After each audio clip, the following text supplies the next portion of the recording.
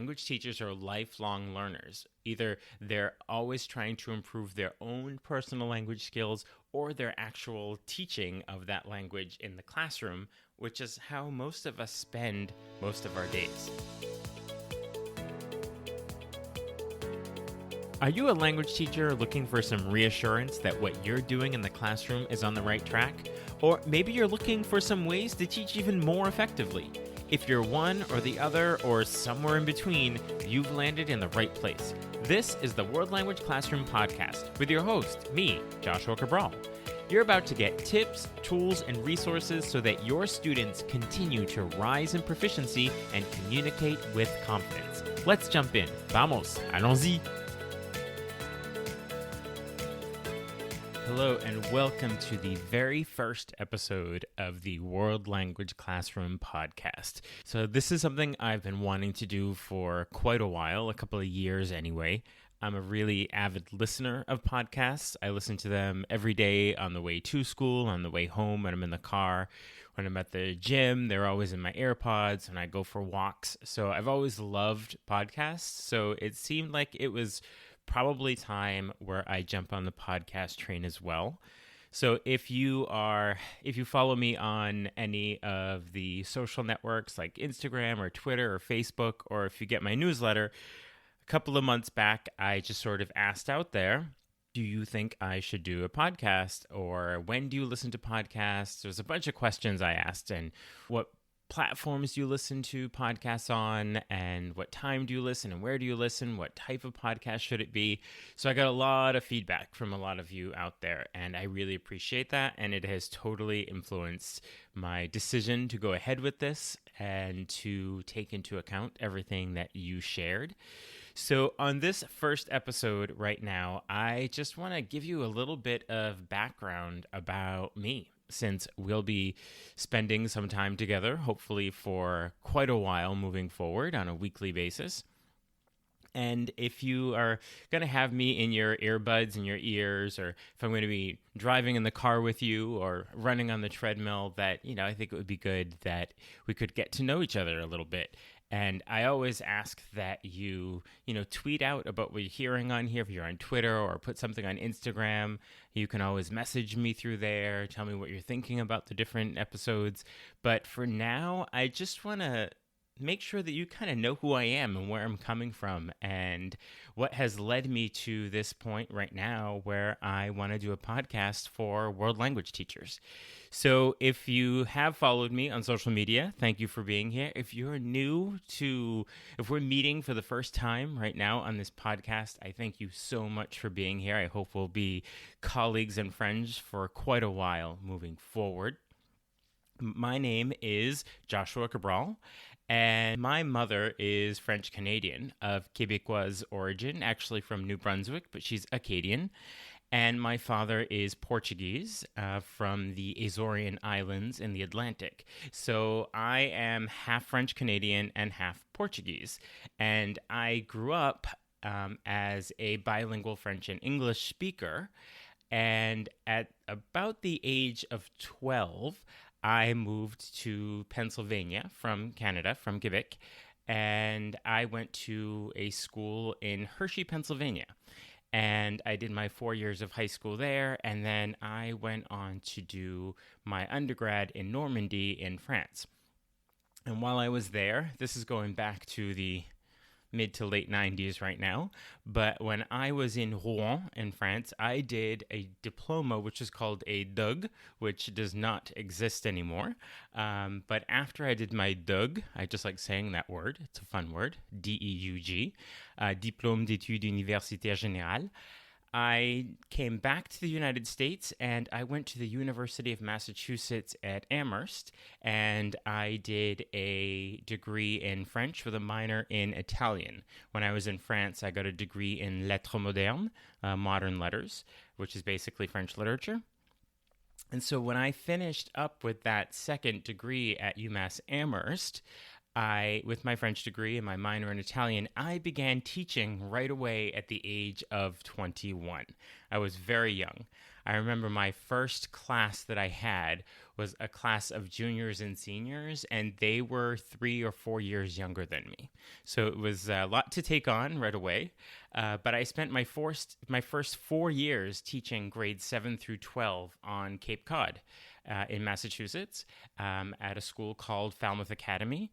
And after that, I moved on to Boston, where I taught in the Boston Public Schools for 6 years, and I taught grades 5 through 12 there. And in both of these places, I was teaching French.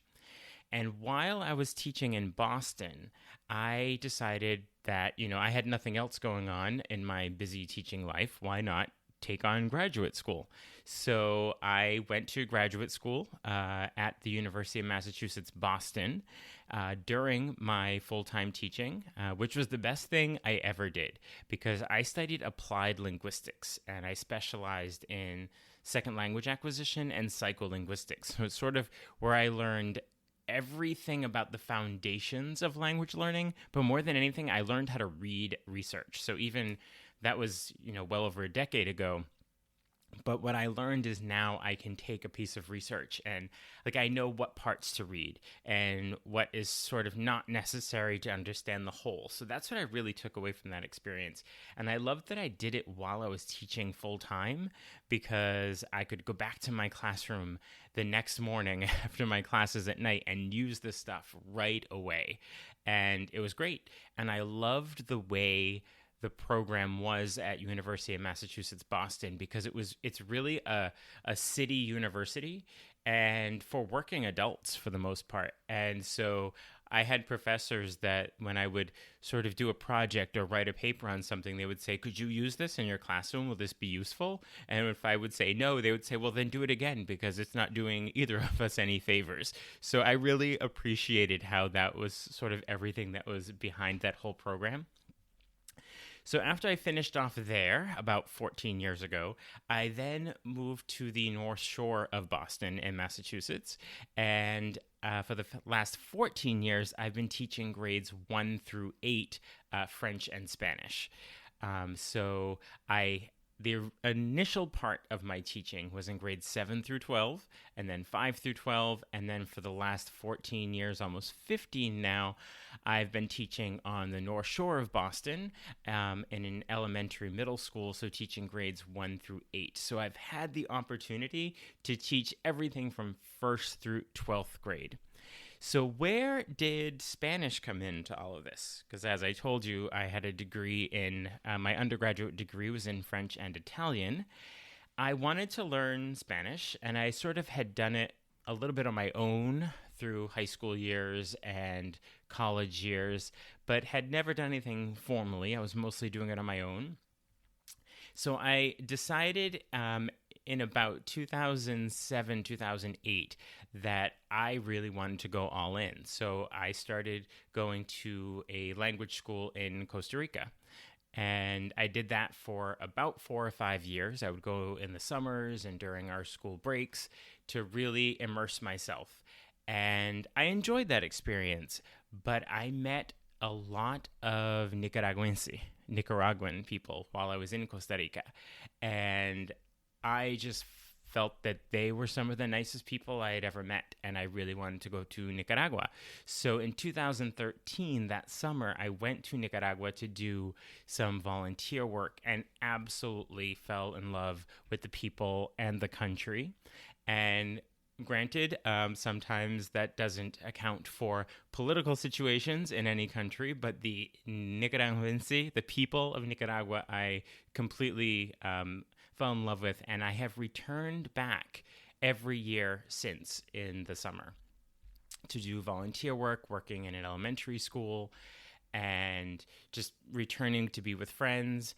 Minus 2 years. There was some political unrest a couple of years back where it was just not the safest place to be.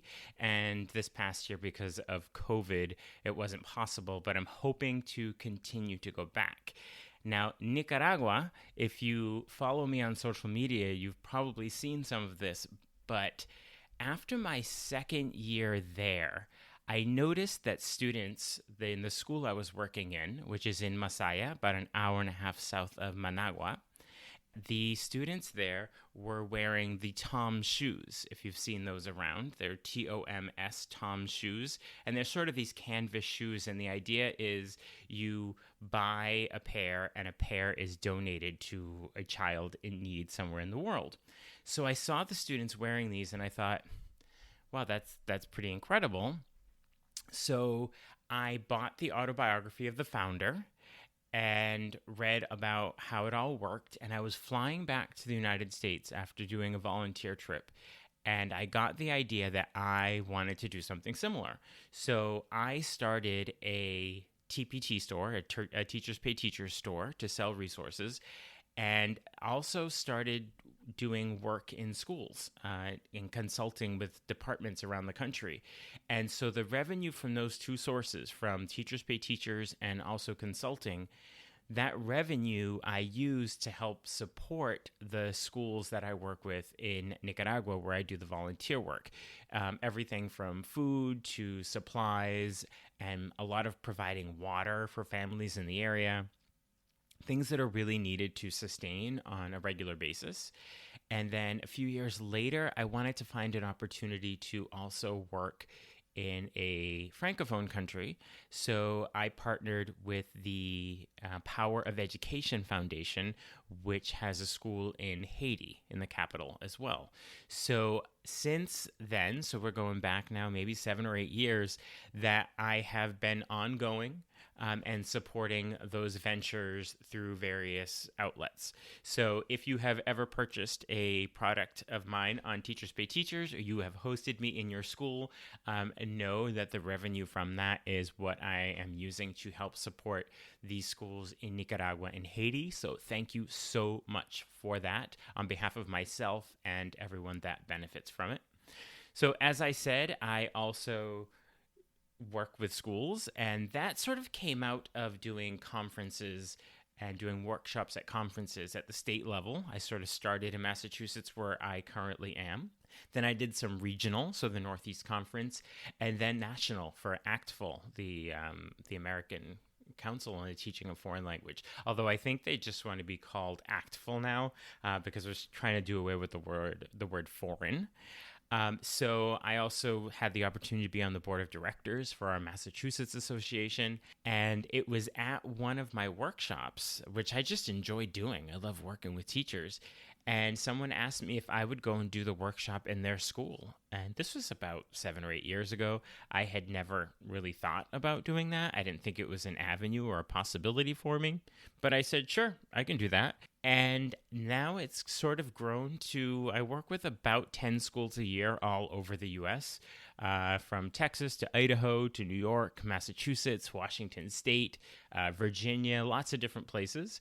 I enjoy this opportunity to work and connect with teachers in schools and at conferences and all over on social media. And I stay really up on research.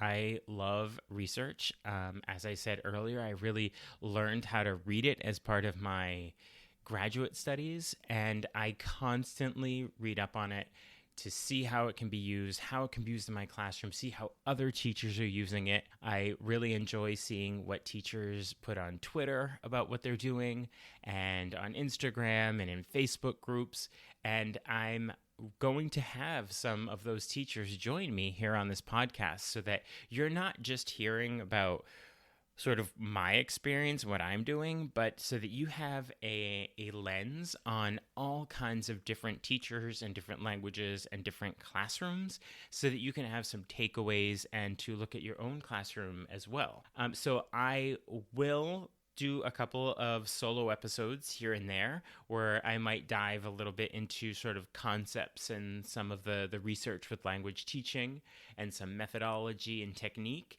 But then you can also count on hearing from some other teachers as well as we go through.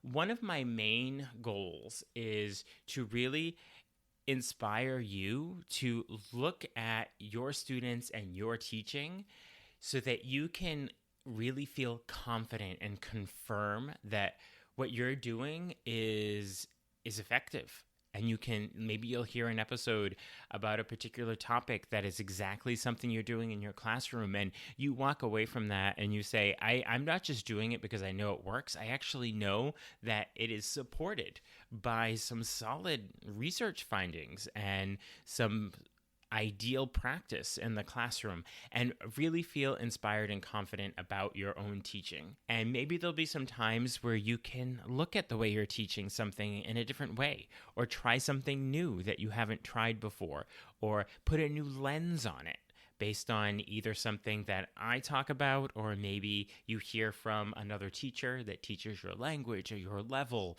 or your demographic of students. That it's an opportunity to be even better at what we do. And that's something I've always appreciated about the language teaching community is we don't get complacent with what we do, that we're always looking to do better. I find that language teacher conferences are always well attended by teachers that want to do better in their classroom, better for their students, and always want to be learning more. If anything, language teachers are lifelong learners. Either they're always trying to improve their own personal language skills, or their actual teaching of that language in the classroom, which is how most of us spend most of our days. And I'm a full-time teacher. I have been for 25 years. And anything that we share on here is going to be something that either I or another teacher have done in the classroom. Sometimes it'll be worth it and we'll say, hey, this worked really, really well. And if there were some stumbling blocks along the way, we'll talk about what we learned from that and what we were able to modify to make it a little better. So now that you have an understanding of sort of just who I am, I don't want this podcast to be about me. So I wanted to start this first episode by just giving you my background sort of once and for all, so you know where I'm coming from, what informs my practice, my teaching, what my goals are for this podcast, because I really want the focus to be about you and your classroom, and to celebrate and honor the teachers that I will have on this podcast. My other goal is I want to have you come out of the end of every episode thinking, research is awesome. I love research. And it's accessible. It's not scary. It's not something that makes you kind of like your eyes glass over and you don't even want to look at it or hear about it. I want to take research and make it incredibly accessible and digestible for all language teachers, because language learning is really a science. Learning and teaching is a science. And a lot of times we fall into this realm of best practices without always understanding why it's a good practice. And if you understand what informs something as being effective, then you can do other things like it.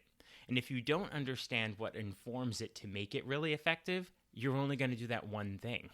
So I want to make sure that whenever you hear names dropped like Chomsky and Van Patten, that you think, I know who those people are, and I'm an informed language teacher, and you're going to learn about some really fun activities to do in your classroom with your students. I'm not all about just research and, let's just talk about research. But you then use it and you can do things to really engage and motivate your students in the classroom as well. So that is my goal on the podcast here. So it's to celebrate and honor the great work that language teachers are doing, to have you get some takeaways for celebrating what you're doing and confirming that you're on the right road. Also, some opportunities to maybe put a different lens on it. And then also to not be afraid of research as the foundation for what informs your teaching. Okay? I really appreciate you hanging out with me. I've always enjoyed my time with teachers, and I'm looking forward to so much more time hanging out together as we move forward. So in the next couple of episodes, they're going to be solo episodes just with me, where I'm just going to talk a little bit about some foundations of language teaching. And then once we have that sort of as our strong foundation, then we're going to move on and start hearing from some language teachers, okay? So thanks for sticking around, and we'll talk soon.